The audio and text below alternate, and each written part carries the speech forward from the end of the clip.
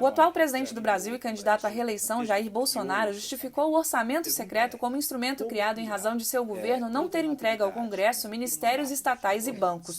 O chefe do Executivo admitiu ainda que teve de se curvar aos interesses do Legislativo. Olha, o que houve nessa época é o Congresso querer poder. Perderam poderes comigo porque eu não entreguei ministérios. Entregar ministérios, entenda, entregar parte do orçamento. Também não entreguei estatais.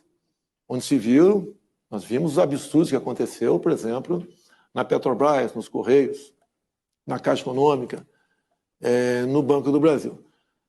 Também, além das estatais, bancos oficiais. Não tiveram isso. Como revelou o Estadão, o orçamento secreto é usado pelo governo para a distribuição de recursos em troca de apoio a projetos de interesse do Palácio do Planalto.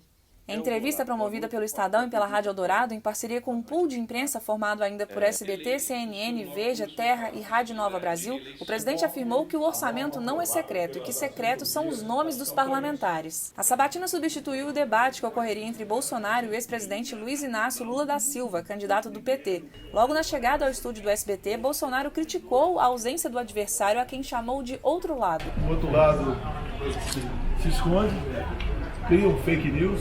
Líder nas pesquisas de intenção de voto, o petista recusou o convite para participar do encontro. Lula já havia faltado no debate anterior promovido pelas mesmas empresas no primeiro turno. A campanha do petista alegou agora a incompatibilidade de agenda para justificar a sua ausência. No primeiro turno, Lula obteve 57,2 milhões de votos válidos, ou 48,43% do contabilizado pela Justiça Eleitoral. Bolsonaro, candidato à reeleição, recebeu 51 milhões de votos, ou 43,20% do total. Sem um adversário e sem a possibilidade de um confronto direto com Lula, Bolsonaro adotou um tom moderado e confiante ao longo do programa.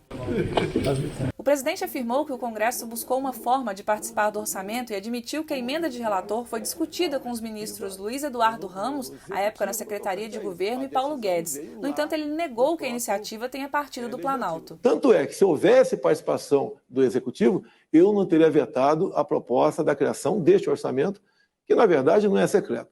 Secreto é o nome dos parlamentares que, junto ao relator do orçamento, é enviado, então, pedido de liberação de recursos para estados e municípios. Como mostrou o Estadão, a primeira tentativa de viabilizar o orçamento secreto foi realmente do Congresso e Bolsonaro a vetou. O presidente, porém, recuou do próprio veto logo depois e encaminhou para análise dos parlamentares, em dezembro de 2019, o texto que criou o mecanismo. O projeto é assinado por Bolsonaro e a exposição de motivos que o justifica leva a assinatura de Ramos. Eu gostaria de que esse recurso, mais 19 bilhões, estivesse em minhas mãos, com toda certeza. Se o Tarcísio, com 6 bilhões, fez muita coisa, imagine ele com 3 vezes mais recursos no tocante a isso. Então, isso aí é uma questão que, por vezes, você é obrigado a se curvar para o Legislativo. O orçamento secreto, que é uma descoberta jornalística do Estadão e que o governo vinha negando há tanto tempo, dessa vez o próprio Bolsonaro admitiu que existe. Questionado sobre como vai custear as promessas de campanha cujos gastos não estão previstos para 2023, Bolsonaro afirmou que quem faz o orçamento é o Legislativo, não um decreto presidencial. Então, quando há críticas, que vai cortar merenda, só vai ter ovo na merenda do ano que vem, vai cortar a farmácia popular, o orçamento não está feito. Se inclui sempre outra despesa obrigatória do orçamento. Até o tal do RP9, conhecido como orçamento secreto, se botou lá dentro. Aquilo não estava previsto estar lá dentro. Quando você bota obrigatoriamente mais 19 bilhões, vai ter que sair de outro lugar. Então, essa bola está com o parlamento para decidir isso aí. Bolsonaro defendeu ainda a proposta de Guedes de que a taxação de lucros e dividendos traria recursos suficientes para financiar o Auxílio Brasil em R$ 600. A resposta está com o Paulo Guedes, eu estou apenas repetindo a proposta dele aqui, com a taxação de lucros e dividendos, de quem não paga, e para quem apenas ganha acima de R$400 mil, será o suficiente para suprirmos essa parte. Caso não seja possível, com toda certeza, junto com o parlamento, a exemplo dessa PEC que aprovamos no corrente ano, faremos o mesmo para prorrogar esse benefício o ano que vem. Ao responder a uma pergunta sobre eventual pedido de impeachment de ministros do Supremo Tribunal Federal, Bolsonaro criticou decisões do Tribunal Superior Eleitoral em relação à emissora Jovem Pan. O que a gente vê acontecer no Brasil que é um crescente de críticas ao Supremo. Nunca tomei uma medida de força contra qualquer repórter no Brasil.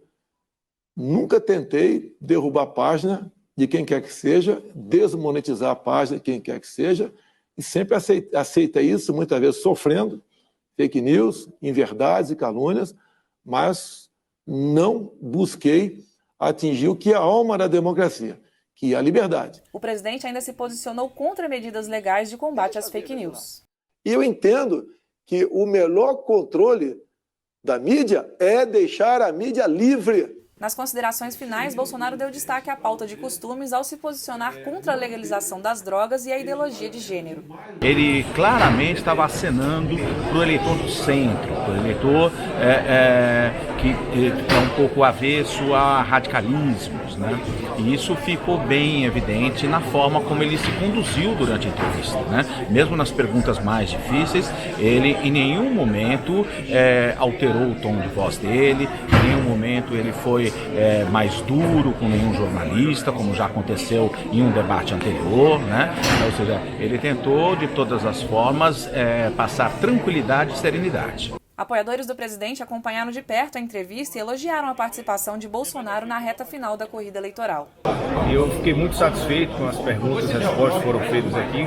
Lamento profundamente o descaso com a população que o PT tem de não vir aqui participar desse debate. Eu acho que as questões foram bem colocadas em vários temas, ele pode discorrer por vários setores importantes para o Brasil. Tenho certeza que nós vamos ter nos próximos 4 anos para arrumar tudo aquilo que a pandemia não deixou e vamos nos transformar em uma das maiores nações do mundo. Estou muito confiante, adorei